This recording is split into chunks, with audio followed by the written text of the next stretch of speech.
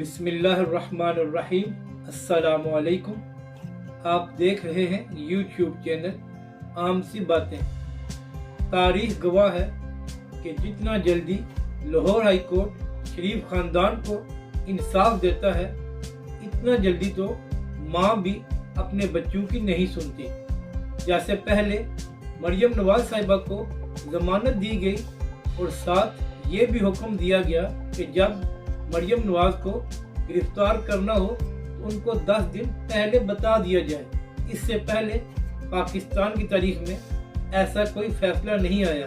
अब जाहिर है लाहौर हाई कोर्ट होगा तो उसने शरीफ खानदान की तो खिदमत करनी है।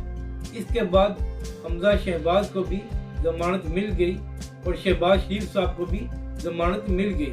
मगर अब शहबाज शरीफ साहब बाहर जाना चाहते हैं तो उन्होंने लाहौर हाई कोर्ट से रजू करने का फैसला कर लिया है और कहा है कि उनका नाम ब्लैक लिस्ट से हटाया जाए ताकि वो बैरून मुल्क जाकर अपना इलाज करा सके। साथ ही शहबाज शरीफ ने ये भी कहा है कि वो इससे पहले भी इलाज के लिए गए थे और वापस आ गए थे, इसलिए उनको इजाज़त दी जाए।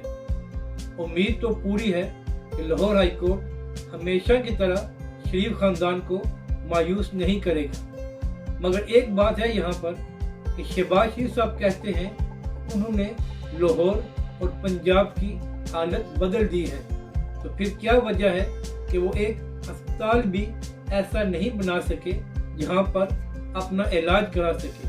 तो इसका मतलब है कि वो अपने दम में झूठे हैं। और लाहौर हाई कोर्ट को ये भी शहबाज शरीफ से पूछना चाहिए कि आपने तो नवाज शरीफ साहब की भी जमानत दी थी कि वो वापस आ जाएंगे जब उनको बुलाया जाएगा, मगर वो वापस नहीं आ रहे, तो पहले आप उनको लाएं फिर हम आपको जाने देंगे।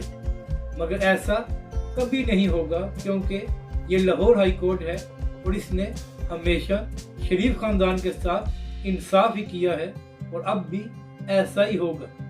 अगर आपको हमारी ये वीडियो अच्छी लगे तो इसे लाइक और शेयर ज़रूर करें।